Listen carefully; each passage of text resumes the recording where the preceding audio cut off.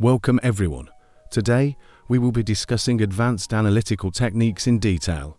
Analytical techniques are crucial tools in scientific research, engineering, and various other disciplines that help us to extract valuable information from complex data and patterns. Firstly, let's talk about principal component analysis, or PCA. This technique is used to reduce the dimensionality of data while retaining most of the information content.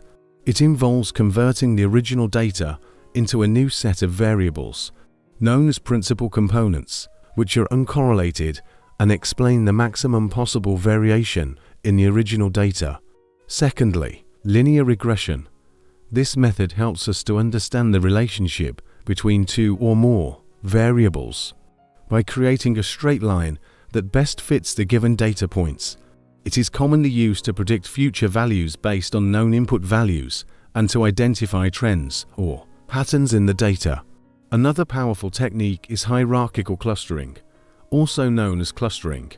This method organizes data into groups or clusters based on the similarity of their features or characteristics. It is commonly used for data mining, pattern recognition, and image analysis. Lastly, time series analysis. This technique is used to study and analyze temporal patterns in time series data.